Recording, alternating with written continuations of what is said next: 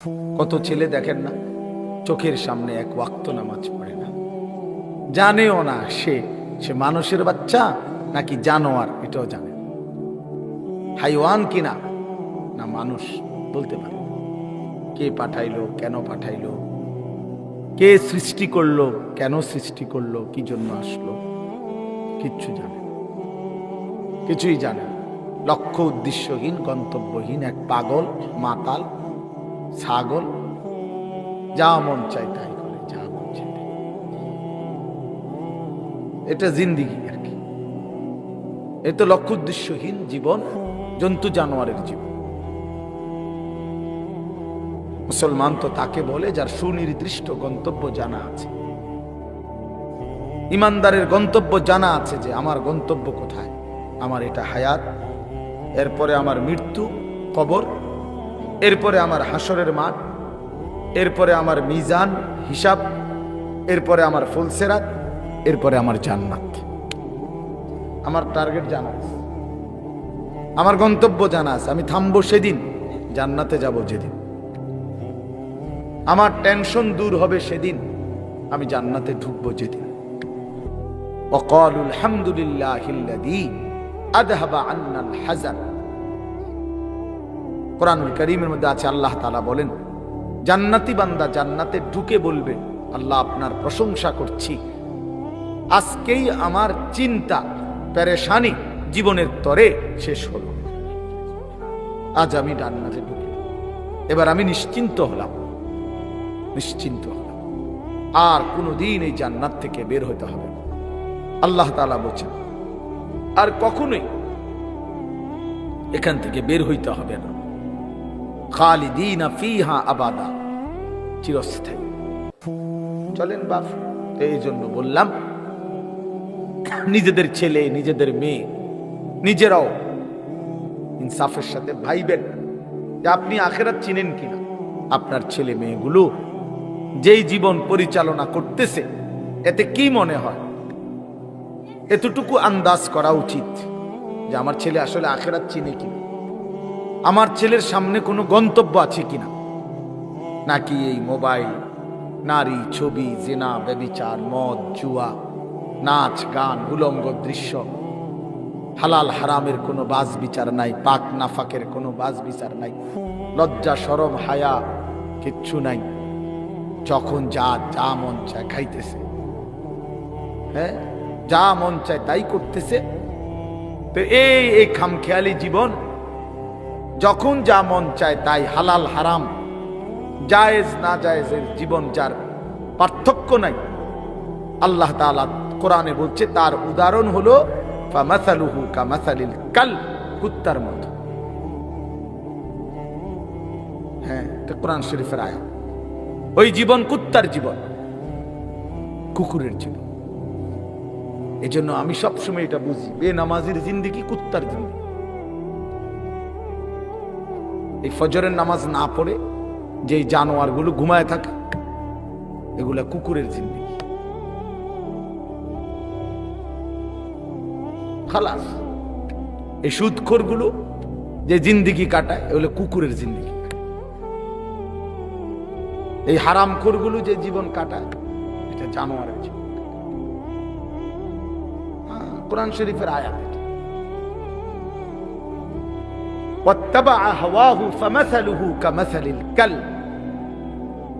আল্লাহ বলছে মনের ইচ্ছা মতো যে চলে, আল্লাহর হুকুমের পরোয়া করে না, হালাল হারাম এর পার্থক্য যে মানে না, আল্লাহ বলছে তার উদাহরণ কামাসালিল কাল, কুত্তার মতো, কুকুরের মতো। ইন তাহমিল আলাইহি ইয়ালহাস আও তাতরুকহু ইয়ালহাস।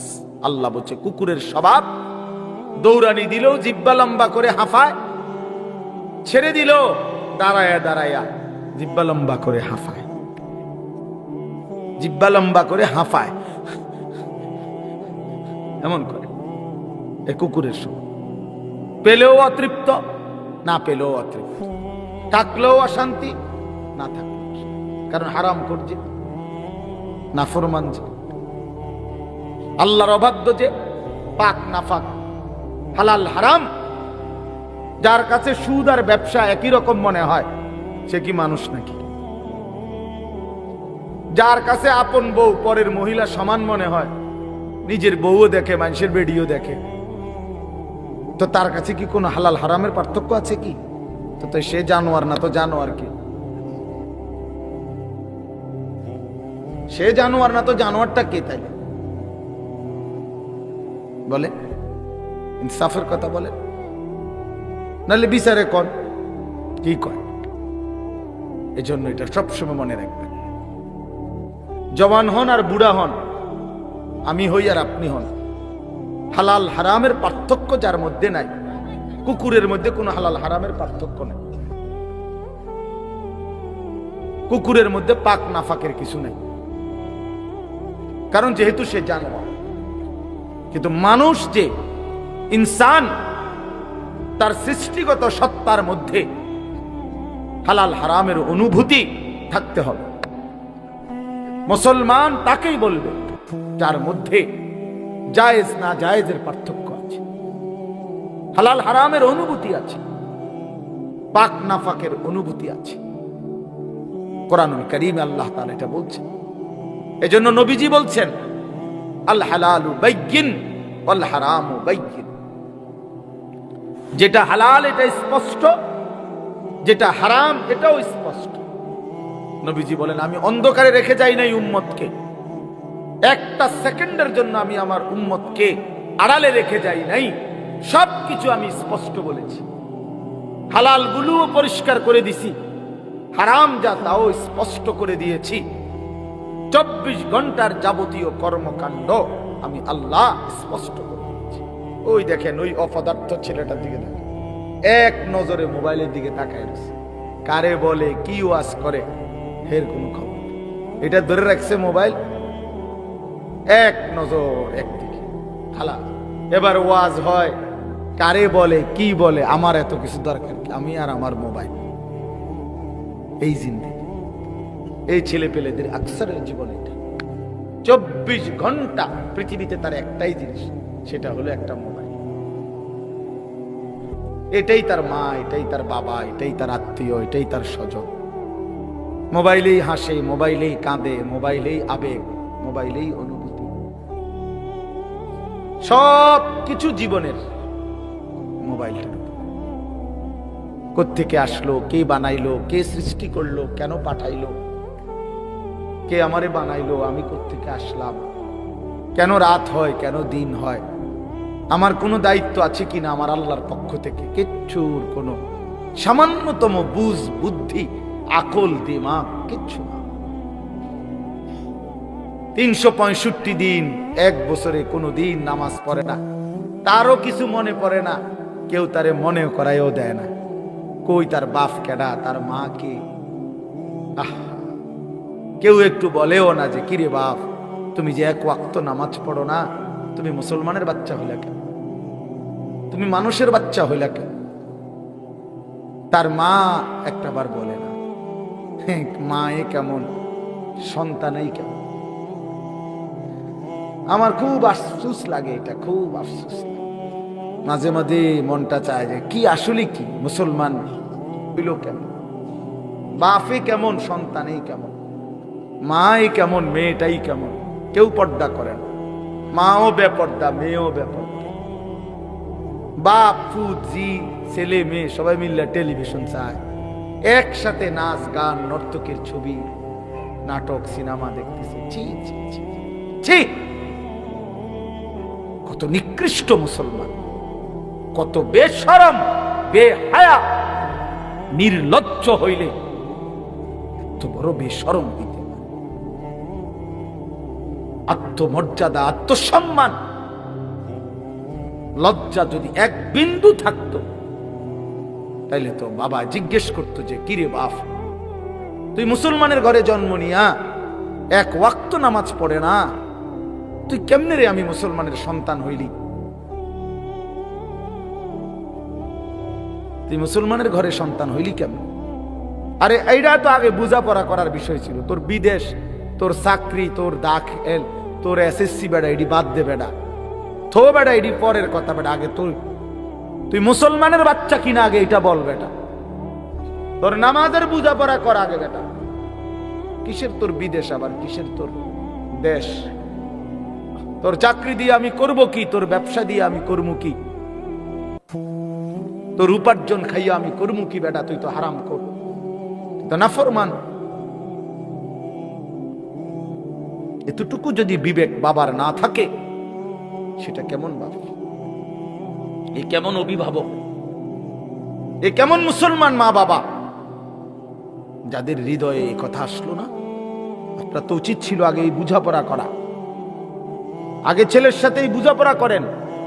তুই মুসলমানের বাচ্চা কিনা আগে এটা বল। মুসলমানের বাচ্চা 16 বছরে এক ওয়াক্ত নামাজ ছাড়া থাকে কেমন? কথা বলেন, ইনসাফ কি বলে? ইনসাফের কথা বলেন, বিচারের কথা বলেন। ছেলেগুলোকে আপনারা এভাবে ছেড়ে দিলেন, আর তোমরা ছেলেরাও বাবা এভাবে নষ্ট হয়ে গেল। অনাদরে, অবহেলায় এমন সুন্দর জীবন, এমন সুন্দর যৌবন, শরীর, স্বাস্থ্য সব শেষ করে দিলাম। একবারও মনে পড়লো না তোমারও তো শেষ আছে বাপ।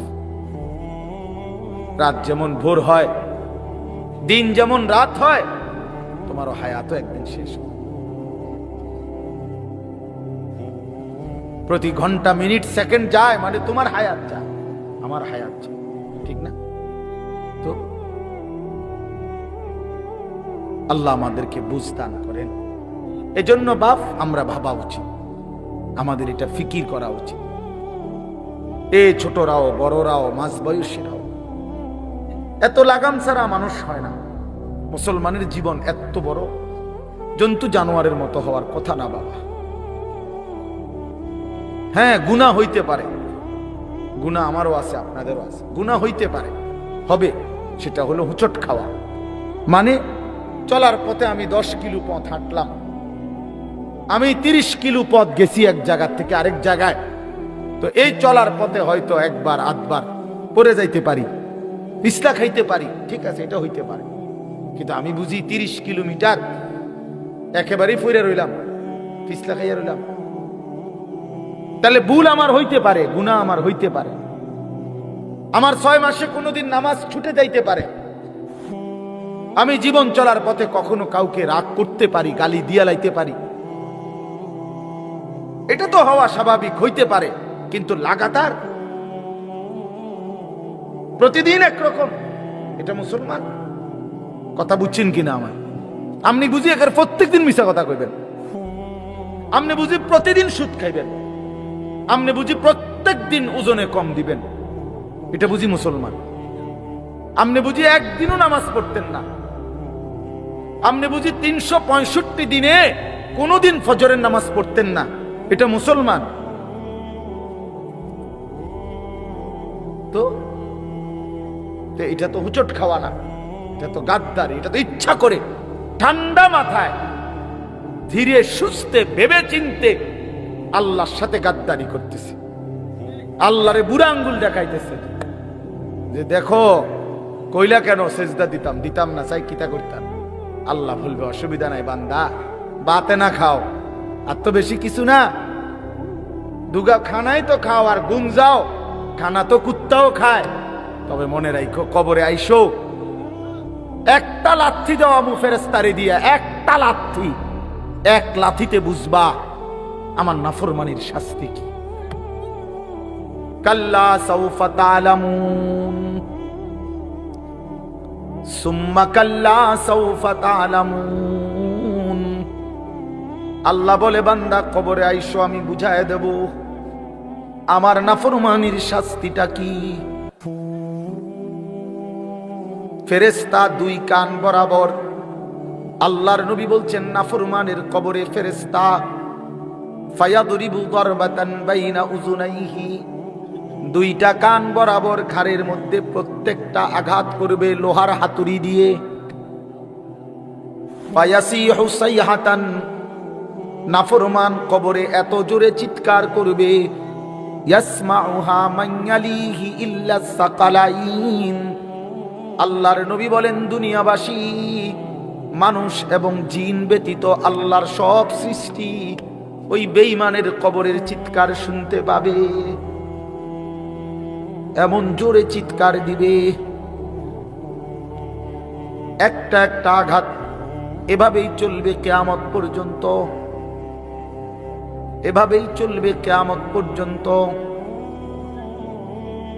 আল্লাহর নবী সাল্লাল্লাহু আলাইহি ওয়াসাল্লাম বলেন, নাফরমান পাপীকে যখন কবরে রাখা হবে, তিনটা প্রশ্নের উত্তর যখন নাফরমান দিতে পারবে না, সাথে সাথে কবর তারে এত জোরে একটা চাপ দিবে, একটা চাপ দিয়া ডান পাশের মাটি বাম দিকে, বাম দিকের মাটি ডান পাশে চলে আসবে, হাত্তা তাখতালিফা আদলাউহু। আল্লাহর নবী বলেন, ডান পাশের পাঁজরের হাড্ডি ভাইঙ্গা বাম পাশে ঢুকে যাবে, বাম পাশের হাড্ডিগুলো ভাইঙ্গা ডান পাশে ঢুকে যাবে। নবীজি দেখায়া দিছে হাত্তা তাখতালিফা আদলাউহু, এইভাবে দুই আঙ্গুল একটা যেমন আরেকটার মধ্যে ঢুকে যায়, আল্লাহর নবী বলেন এভাবে পাঁজরের হাড্ডি একটা আরেকটার মধ্যে ঢুকে যাবে। কি বাপ মনে করছো তোমারে এমনে এমনে ছেড়ে দিব? কি মনে করছো যার ভাত খাইলা তার বুঝি হিসাব দিতে হবে না? কি মনে করছো মুফত এটা? হ্যাঁ, কার পানি পান করেছো, কার ভাত খেয়েছো, কার আসমান, কার জমিন, কার চন্দ্র, কার সূর্য ব্যবহার করেছো বান্দা? কার এটা? তোমার আব্বার? শরীরটা তোমার বাপের নি, চোখ নাক কান তো তোমার আল্লাহর। আলাম নাজআল লাহু আইনাইন ওয়া লিসানান ওয়া শাফাতাইন। আল্লাহ বলে, বলো না বান্দা আমি কি দুইটা চোখ দেই নাই? ওহ বাবা কথা কই না। আমি কি জিহ্বাটা দেই নাই? আমি কি দুইটা ঠোঁট দেই নাই? তো উত্তরে কি বলবেন যে না দেন নাই? কি বলবেন? কথা বলেন। তো এই কথা বলার হিম্মত আছে কারো যে আল্লাহ আপনি চোখ দেন নাই, আপনি ঠোঁট দেন নাই? কারো সাহস আছে কিনা এটা বলার? তাইলে আল্লাহই তো দিয়েছেন। আলাম নুসিহ জিসমাকা, হাদিসে আছে নবীজি বলেন আল্লাহ জিজ্ঞেস করবে হাসরের মাঠে, বান্দা বলো না আমি কি তোমার শরীরটা সুস্থ রাখি নাই? ওয়া নুরভিকা মিনাল মা, আমি কি প্রতিবার তৃষ্ণার্ত অবস্থায় তোমারে আমি আল্লাহই তো, আমি কি পানি পান করাই নাই? আমি তো পানি পান করিয়েছিলাম, আমি তো তৃষ্ণা নিবারণ করেছিলাম, আমি তো ক্ষুধার চাহিদা পূরণ করেছিলাম, আমি তো কায়নাতের সূর্য চন্দ্র আলো বাতাস দিয়েছিলাম। ওয়াজআলনা নাওমাকুম সুবাতা, আল্লাহ বলে সারা দিনের ক্লান্তি দূর করার জন্য রাত্রি গভীরের ঘুম আমি আল্লাহই তো বানিয়েছি।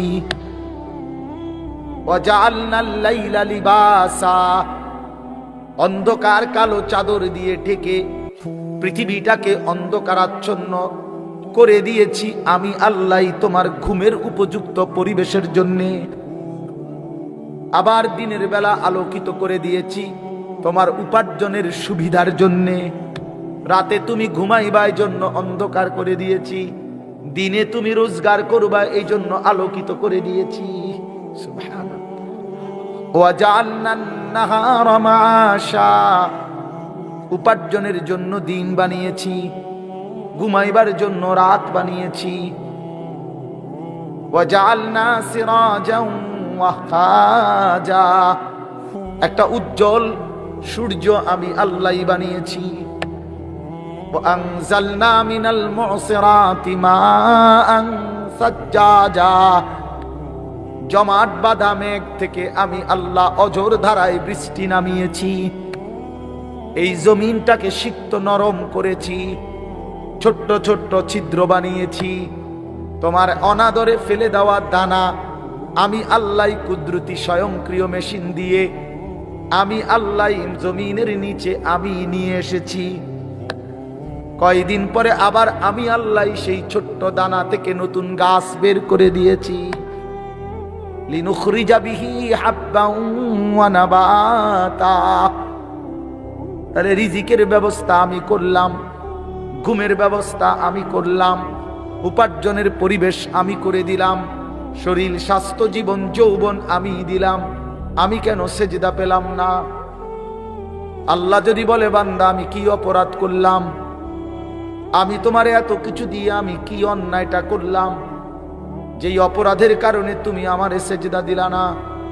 কি বলবা যুবক? নাফরমান যুবক কি বলবা? অসভ্য যুবক যে নামাজ পড়ো না, হাইওয়ান তুমি কি বলবা? তুমি মানুষ না জানোয়ার? বেনামাজি তুই মানুষ না জানোয়ার? বল, মানুষ না জানোয়ার বল বেটা। অনেক বেহায়া এখনো হাসে এইখানে, এত বড় অসভ্য বেহায়া, এই বেহায়া এখনো হাসে। চিন্তা করছো নি? হ্যাঁ, এত বড়, এত নির্লজ্জ, এত বড় অসভ্য যে এখনো হাসে। অর্থ হইল আমারই কয়, বুঝেন নাই? বুঝতেছে সে আমারই কয়।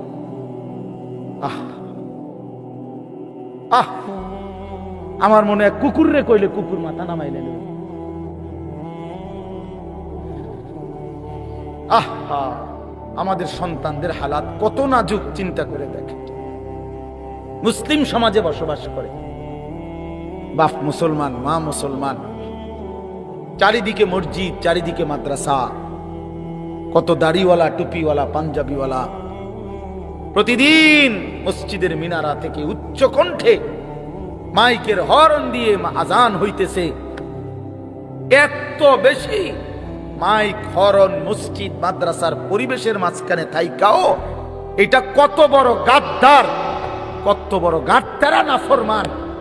এত সুন্দর চারদিকে মসজিদ, মাদ্রাসা, আলেম ওলামা, দাড়ি টুপি, মাদ্রাসার পরিবেশের ভেতরে থাইকাও জানোয়ারে একটা সেজদা দেয় না। কত বড় নিকৃষ্ট জানোয়ার, চিন্তা করছে। এই বাপ, এমন সন্তান পাইলা কবরে যাই আফসোস ছাড়ার কিচ্ছু নেই। আজকে যদি এই আফ্রিকার জঙ্গলে থাকতো তাহলে হয়তো যে বাবা এত বড় আফ্রিকার জঙ্গলে ছিলাম, যেখানে কোনো দিন কোনো আজান হয় নাই, যেখানে কোনো মসজিদ দেখি নাই, মাদ্রাসা দেখি নাই, আল্লাহ চিনব কোত্থেকে? আমি তো আফ্রিকার জঙ্গলের ভিতরে থাকতাম। বলেন, একটা ছেলে বলেন, এই ছেলেগুলো বেনামাজি, যে ছেলেগুলো, এদেরকে জিজ্ঞাসা করেন যে বাবা তুই কি আল্লাহ চিনলি না, না রাসূল চিনলি না? তুমি বাবা কি মসজিদ চিনলা না, মাদ্রাসা চিনলা না? কোনদিন কি কোরআন দেখলা না? কারো লাশ, কারো জানাজা, কারো কবর কিছুই দেখো নাই? কিচ্ছুই তোমার কলজার মধ্যে কোনো এক বিন্দু কোনো বিবেক অনুভূতি জাগাইলো না? শুধু নারী, শুধু একটা মোবাইল, শুধু একটা ছবি, শুধু একটা অশ্লীল দৃশ্যের কাছে হেরে গেলা। ছেলেরা বলো বাবা, তোমরা বলো, কার কাছে হাইরা গেলা? কেমনে হাইরা গেলা তুমি? তোমার বাপ মুসলমান, মা মুসলমান, তোমার ঘর মুসলমান, তোমার দাদা দাদি, নানা নানি, চাচা মামা, ফুফা খালু সব মুসলমান। তোমার এলাকার চারদিকে আজান হয়, তোমার মহল্লার প্রত্যেক গলিতে গলিতে মাদ্রাসা আছে, কোরআনের ঘর আছে। তোমারই কোনো না কোনো চাচাতো ভাই, মামাতো ভাই, ফুফাতো ভাই, আত্মীয় কেউ না কেউ হাফেজে কোরআন আছে, আছে না? তালেবে ইলম আছে, মাদ্রাসায় পড়ুয়া আছে। এত কিছু দেখার পরেও যার কলিজায় এক ওয়াক্ত নামাজ পড়তে মন চায় না, তার দিল পাথরের চাইতে শক্ত, তার দিল জন্তু জানোয়ারের দিলের চাইতে নিকৃষ্ট। কারণ এ বড় শক্ত হারামি, মনে রাখে। সে কিছুই মনে করে না আল্লাহকে, কিছুই মনে। এত মসজিদ মাদ্রাসা, এত নামাজ রোজার এত চিহ্ন দেখাও তে কয় আমি কিছুই বিশ্বাস করি না। আমি বিশ্বাস করি আমার জীবন হইল মোবাইল, আমার জীবন হইল নারী, আমার জীবনের অর্থ হইল ছবি, আমার জিন্দেগির মাকসাদ হইল উলঙ্গ ছবি দেখা, নর্তকী দেখা, জিনা ব্যভিচারের দৃশ্য দেখা, মদের আড্ডা, জুয়ার আড্ডা, নারীর আড্ডা, কোন অশ্লীল মেয়ের পিছনে জীবনটা শেষ করে দেওয়া। খালাস, আমি বুঝছি এটাই জীবন। কিসের মসজিদ, কিসের মাদ্রাসা, কিসের আল্লাহ, কিসের রাসূল, আমি এগুলা বুঝি না।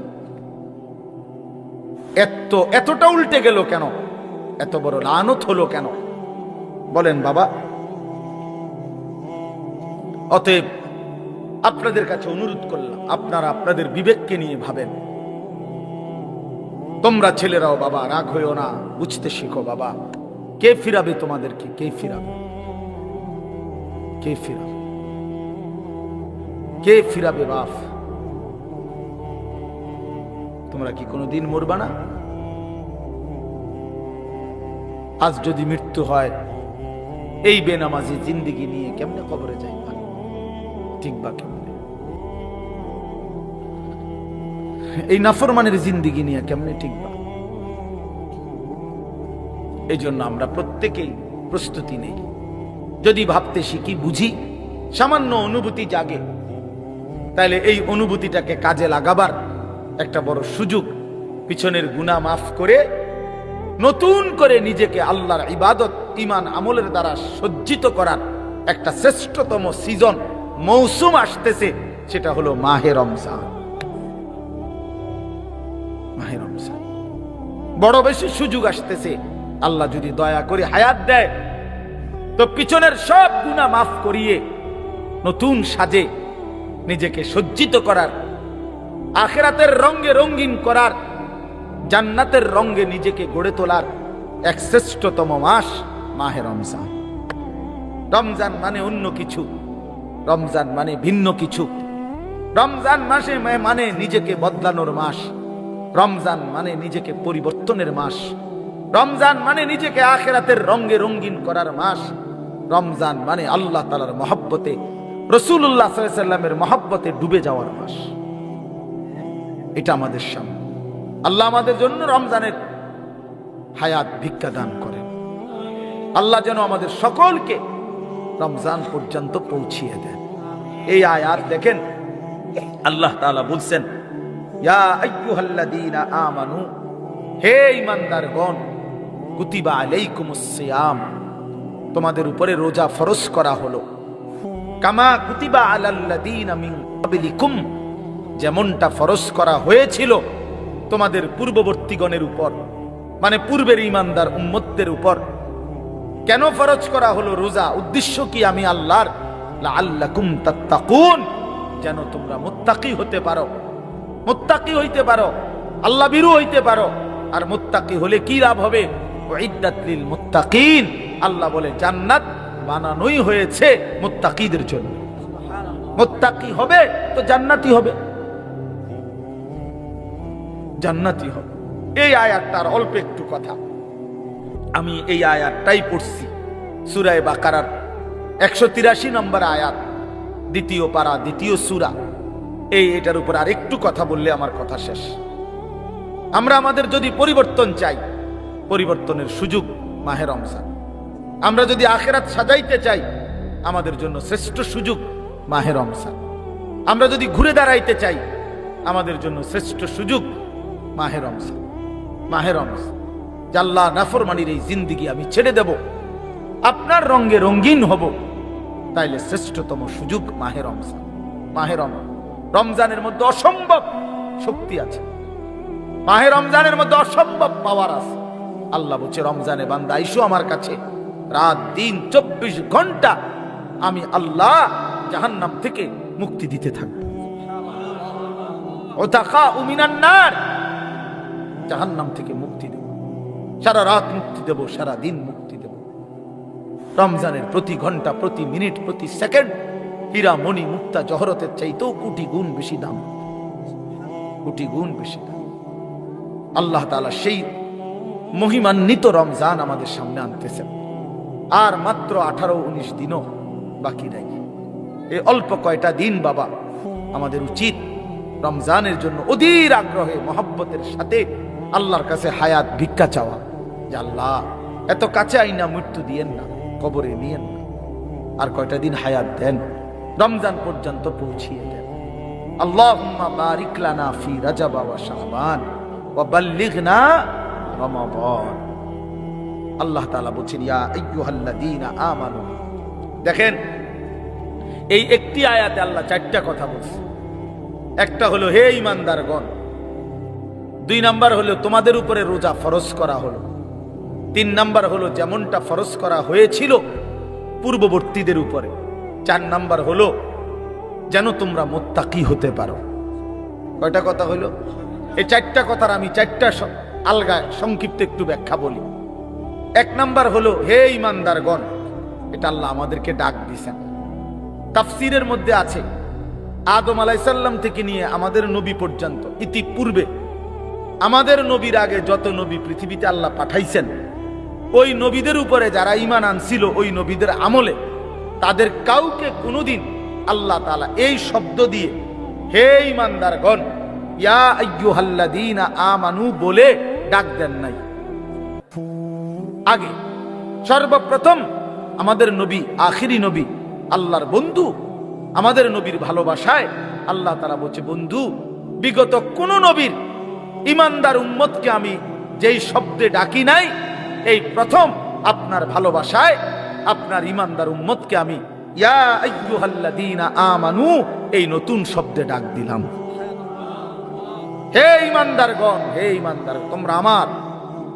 তাফসীর ইবনে কাসিরের মধ্যে আছে, যে ঈমানদার সে আল্লাহর বন্ধু, যে মুমিন সে কার বন্ধু? আল্লাহর বন্ধু। আল্লাহর বন্ধু, মুমিনের বন্ধু আল্লাহ, আল্লাহর বন্ধু মুমিন,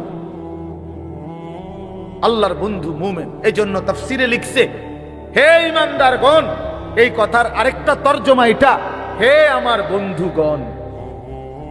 আল্লাহ যেন ডাক দিয়া বলছে, হে আমার বন্ধুগণ, তোমরা আমার বন্ধু, তোমরা আমার। আমি বানাইছি বহু জনেরে, তোমরা বানাইছি আমার জন্য,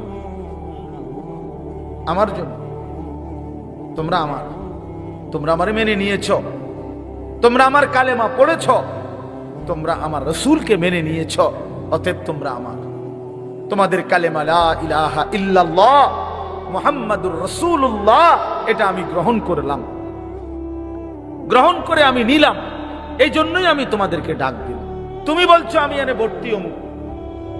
ওই যে আমারে মোহাম্মদে বলছে, তার ছোট ভাই হাফেজ মুশাররফ কয়, আমার আজকে বললো যে হুজুর ভর্তি করামু আপনার মাদ্রাসায়, তো কি কোন সময় আমু, ফরম নিয়ম কানুন কি? আমি এত কথা তোমার দরকার কি? হয়তো ভর্তি হইব, সারছে তো আর কি। তার মানে আমি বলতে চাইছি, তারে কি বুঝাইলাম, তোমার এত নিয়ম কানুনের দরকার কি? আমি তারে নিলাম, খালাস, আমি ভর্তি নিলাম। তাইলে অর্থ হইল, আল্লাহ তাআলা বলছেন, বান্দা তোমার কালেমা আমি নিলাম, তোমার ঈমান আমি নিলাম, এই জন্য আমি তোমার মুমিন বলে ডাক দিলাম। আল্লাহ কাউকে নিজের করে ডাক দেওয়া, খোদার কসম, এটা তার জীবনের সবচেয়ে বড় পাওয়া। যদি দিল থাকতো তাইলে আমরা বুঝতাম। এক এমপি সাহেব যদি কারো নাম নেয়, এক মন্ত্রী সাহেব কারো নাম নেয়, আর তারে যদি কেউ আইয়া কয়, আজকে তো মন্ত্রী সাহেবের কাছে গেছিলাম আর উনি তোমার নাম নিছে, তোমার কথা ভালো কইছে, বাবা হেতে বেটা তো মানে ঠেঙ্গালগি দিয়ে আইতে লাগবে। হ্যাঁ, বাইতে ইয়া ঘরে বেড়িয়ে কথাবার্তা সাবধান কও, আগের মতো নাই। যেরুম মনে করছে এরুম না। কি কিছে মন্ত্রী সাহেব আজকেও আমার নাম রয়েছে, জিঙ্গাও, মানে সে এটাকে খুব গৌরবের মনে করবে, ঠিক কিনা বলেন না কেন? সবার কাছে ঘুরে ঘুরে বলার চেষ্টা করবে, আমি কিন্তু মন্ত্রীর পরিচিত। হাদিসের মধ্যে আছে, এক সাহাবী উবাই ইবনে কাব রাদিয়াল্লাহু তাআলা আনহু, সাহাবীদের মধ্যে নবীজির সবচেয়ে সুন্দর কোরআন শরীফ পড়তেন যিনি, ওনার নাম হলো উবাই ইবনে কাব। তো এই উনি, নবীজি একদিন উনাকে বলছেন, এই সাহাবীকে, যে উবাই এদিকে আসো, তুমি আমারে কোরআন শরীফ পড়ে শোনাও, বুঝছেননি? তখন ওই সাহাবী একটু লজ্জিত হয়ে বলতেছি, ইয়া রাসূলুল্লাহ, আমি আপনার সামনে কোরআন পড়বো? অথচ কোরআন তো আমরা আপনার থেকেই শুনি, কোরআন আপনার উপরেই নাজিল হয়, আমি কোন সাহসে আপনার সামনে কোরআন পড়ি? তো নবীজি বললেন, শুনো, মহান আল্লাহ পাক রব্বুল আলামিন জিব্রাইল পাঠাইয়া তোমার নাম নিয়া বলছে তোমার কাছ থেকে আমি কোরআন শুনতে। এই আমরা স্পষ্ট হাদিসে পড়ছি, বিশ্বাস করেন। এই সাহাবী এটা শুই না 3 বার জিজ্ঞাসা করছে নবীজিরে, আওয়াসাম্মানি আল্লাহ, ইয়া রাসূলুল্লাহ বললেন কি, আমার আল্লাহ আমার নাম নিছে? আমার নাম? আরে কোন কি আপনি? নবীজি বলল, হ তোমার নামে তো দিছে। উনি আবার জিজ্ঞাসা করছে, ইয়া রাসূলুল্লাহ সত্যি বলছেন আমার নাম নিয়েছেন আল্লাহ? বলছে, হ তোমার নাম। আবার জিজ্ঞাসা করছেন। হাদিসের স্পষ্ট শব্দ আছে, 3 বারের পরে এই সাহাবী খুশিতে আনন্দে চিৎকার করে কাঁদতে শুরু করছে আর বলতেছি, ইয়া রাসূলুল্লাহ, এক গোলামের কি পরিমাণ সৌভাগ্য, তার মুনিব তার নাম নিয়েছে। তা আমরা আমাদের কালেমার কি পরিমাণ সৌভাগ্য, আমরা একবার বলেছি কালেমা, আল্লাহ আমাদেরকে ডাক দিছে, ইয়া আইয়ুহাল্লাযীনা আমানু, হে আমার কালেমা ওয়ালারা, তোমরা আমার, তোমরা আমার, আমি তোমাদের ঈমান নিলাম, আমি তোমাদেরকে ডাক দিলাম। এক মুমিনের কি পরিমাণ খুশি হওয়া উচিত আপনি শুনেন। 29 নম্বর পারায় একটা সূরা আছে, সূরা মুরসালাত।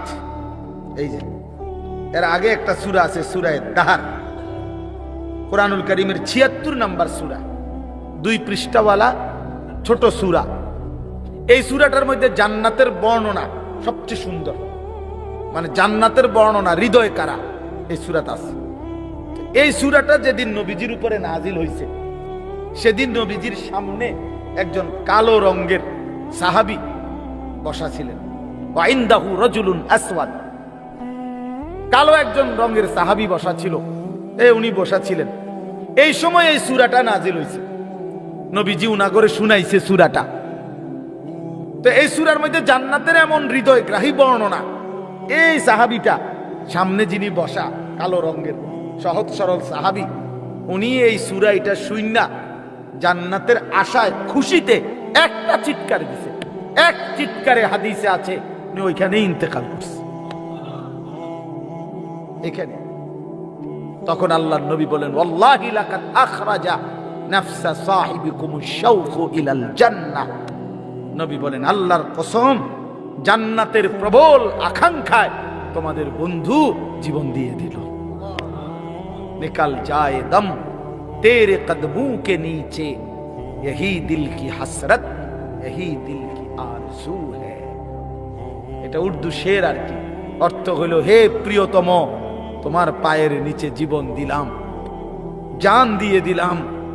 আর এটাই ছিল আমার সারা জিন্দেগীর তামান্না, দিলের আকাঙ্ক্ষা, যে তোমার জন্য আমি জীবন দেব। আর সেটাই দিয়ে দিলাম। নিকাল যায় দম তেরে কদমোं के नीचे, তোমার কদমের নিচে আমার জান গেল। এহি দিল কি হাসরত, এটাই ছিল দিলের আকাঙ্ক্ষা। এজন্য আজকে ছেলেরা কোথায় জীবন শেষ করে দিচ্ছ? এমন সুন্দর জীবন, এমন সুন্দর যৌবন, আহা, শক্তির টাইমটা, জীবনের সক্ষমতার সময়। ছোটবেলা তো ভাইয়া দুর্বল, বৃদ্ধ বয়সটাও দুর্বল। তোমাদের অনেক কিশোর নওজোয়ান একজনের গায়েও চাদর নাই, কিন্তু মুরব্বী সবগুলোর গায়ে চাদর। দেখো চাকায়া, এই চাষারা তো আমার সব পরিচিত চাষা।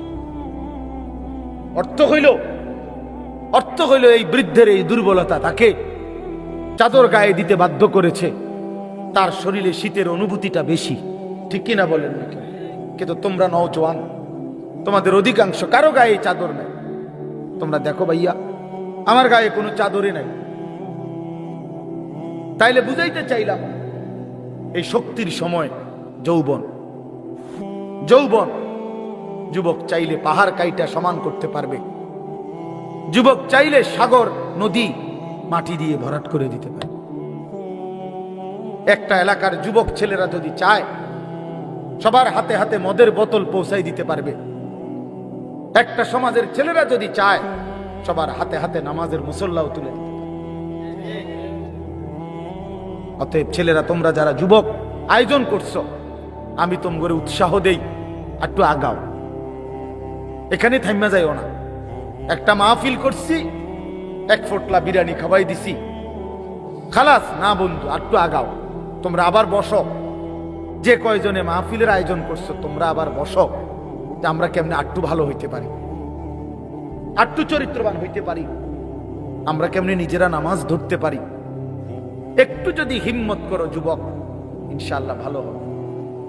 শনিবার দিন আমি আমার মাদ্রাসায় এই শনিবারে সকাল 10টা থেকে বিকাল 4:30 পর্যন্ত এইবারই প্রথমবার আমি আলাদা 16 বছর থেকে 30 বছরের নিচে যাদের বয়স, এই কিশোর যুবকদের জন্য আলাদা ইসলাহি মজলিসের আয়োজন করছিলাম।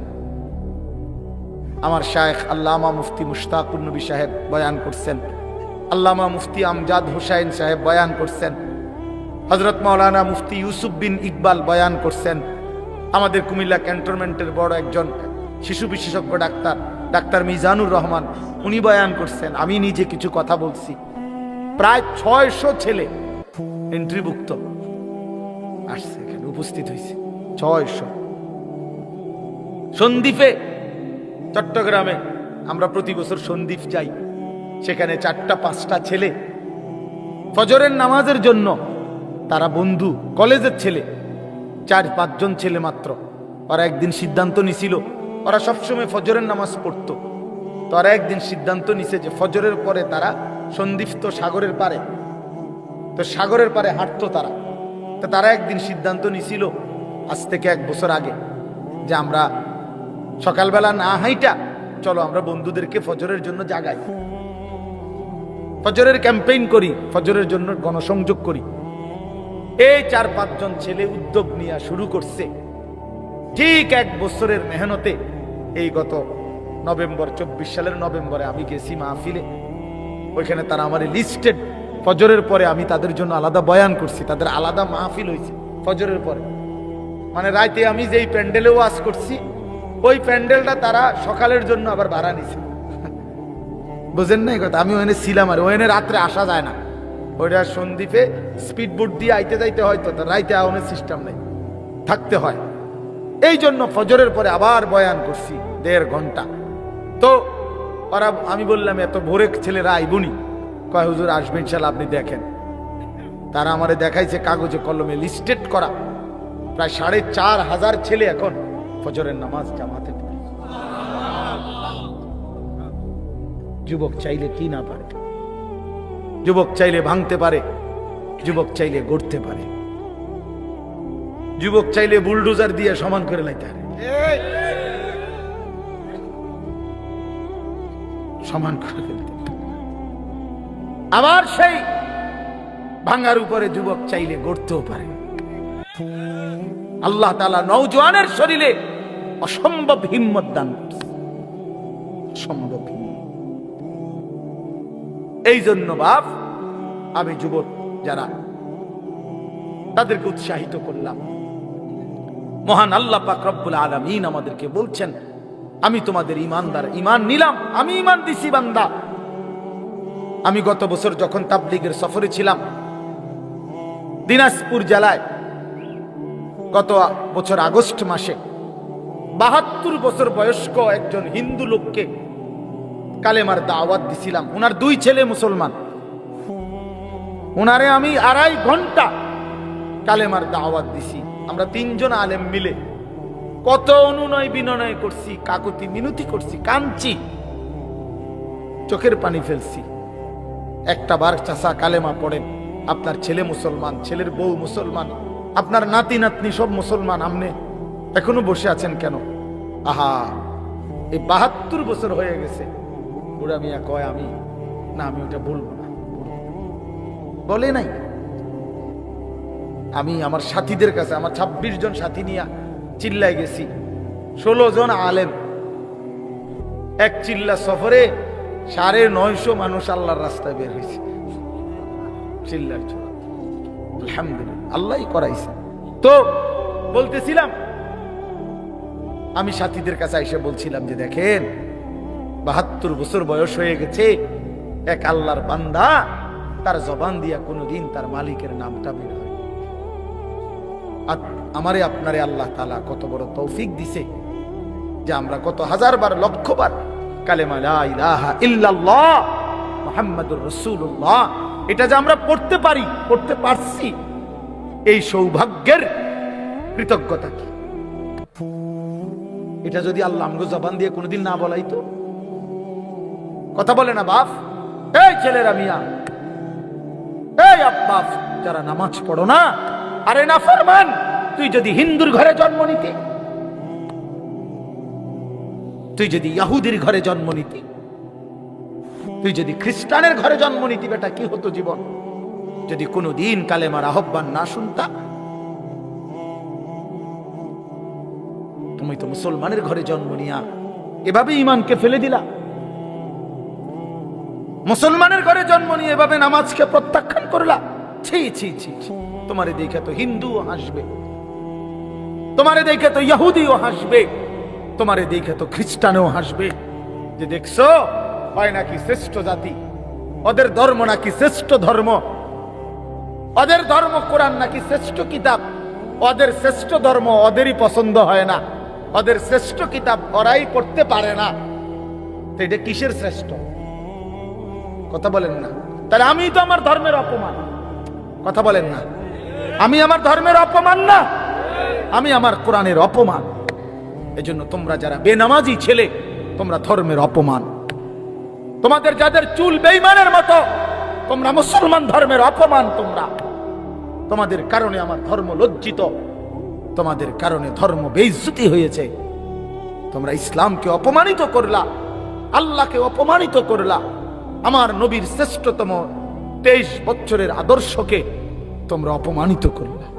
এই অপমানের বিচার আল্লাহ করবে, মনে রেখো, ছেড়ে দিবে না বাপ। আল্লাহ কোরআনে বলছে, বান্দা আমি 1 সেকেন্ড ছাড়বো না, আমি হিসাব নিব। তুমি আমারে কি মনে করছো বান্দা? বাদ্দুকে খাওয়াইছি দেখিয়া তুমি মনে করছো আমি মাতি না?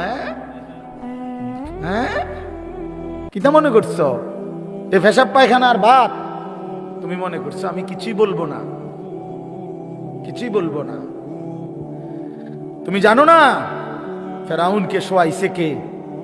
তুমি জানো না কারুনকে শোয়াই দিছে কে?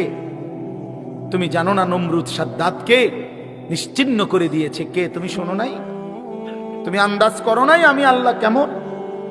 এই পৃথিবীর কত অবাধ্য জাতিকে আমি আল্লাহ ধ্বংস করে দিয়েছি, শোনো নাই? কই, গোটা পৃথিবীর সমস্ত আধুনিক প্রযুক্তি থাকার পরেও তো বাবা আমেরিকার ওই বেঈমানরা, ক্যালিফোর্নিয়ার লস অ্যাঞ্জেলস তাদের একটি স্টেট আগুনে দাবানলে পুরে ছাই হয়ে গেছে। লক্ষ লক্ষ কোটি কোটি মিলিয়ন বিলিয়ন ডলারের এক এক বিল্ডিং। আপনারা মুরব্বীরা মিলিয়ন বিলিয়ন ডলার কিতা এটি বুঝতেন না? কয়টা আপনি 1 মিলিয়ন বিলিয়ন ডলার কত টাকা? কমপক্ষে 300 টাকার বেশি। মানে আপনি এটি বুঝতেন না, টেহাইডি এটা বুঝতেন না। কথা বুঝছেন কিনা? হ্যাঁ, আমরা কিতাবে পড়ছি এক বুজুর্গকে, হ্যাঁ, একটা জিনিস দামি ওনার কাছে ছিল, তো ওনার কাছে বলছি এটা আপনি বিক্রি করে দেন। কত মূল্য? উনি বলছে 100 দিরহাম, 100 টাকা। তখন উনি যখন বিক্রি করে দিছে, ওনারে 100 দিরহাম দিছে। তো অন্য কেউ ওনারে পরে বলছে, হায় হায় জনাব, আপনি তো বহুত বড় ঠকছেন, মাত্র 100 টাকা দাম চাইলেন, এটার দাম তো আরো অনেক। তো উনি বলছেন, আল্লাহর কসম 100 টাকার উপরে, 100 দিরহামের উপরে কোনো সংখ্যা আছে? আমার তো এটা জানা নেই, আমার তো এর উপরে কিছু জানা নাই। আমার মেজো বোনের বিয়ে যখন হয়েছিল, মেজো বোন, আমি তখন প্রাইমারি শেষ করে মাদ্রাসায় ভর্তি হয়েছি। এই সময় আমার বোনের বিয়ে হয়েছে। তো বোন জামাই যখন ওই আগে ছোটবেলায় বিয়ের দিন বোন জামাই যখন আসছে, তখন শরবত খাওয়াইছি যে গেইটে নাকি, তখন কিছু টাকা দিতে হয় না, যে শরবত খাওয়ায় তারে। তো আমারে 100টা টাকা দিছে উনি প্রথম। তো এগুলা নাকি ওনার কাছে আরো টাকা ছিল, তো এগুলো ওই আর একটু সাফাসাফি করলে আরো দেয়, আরো কিছু দেয়, না মানলে আরো দেয়, এমনি এমনি নিয়ম ছিল। আমার 100 টাকা দিচ্ছে, আর এটা দেখে আমি একটা দৌড়ে আইয়া লাগছি। আমার পুরো মনে আছে, একেবারে কসম, আমার পুরো এখনো মনে হইলো আর এই কথাটা। আমার একেবারে আমার ভাই চাচাতো ভাইটাই বা অন্যরা এত দমকাইছে বেউকুফ, 100 টাকা লইয়া দুধ দিয়া এলাইছ। আমি বলছি আমি তো আসলে এর চাইতে বেশি টাকা জীবনে আর দেখি নাই। তো বলতে চাইলাম হাজার হাজার কোটি কোটি মিলিয়ন ডলারের এই বাড়ি ভবন, এগুলো পৃথিবীর সর্বাধুনিক প্রযুক্তি দিয়ে, অত্যাধুনিক প্রযুক্তি থাকা সত্ত্বেও, আধুনিক সরঞ্জামাদি থাকার পরেও বাপ আল্লাহর দেওয়া আযাবে আগুনে যখন জ্বলছে, এই কয়দিন হইল কোন বেঈমানে 1 সেকেন্ডের জন্য আগুন নিভাইতে পারে নাই।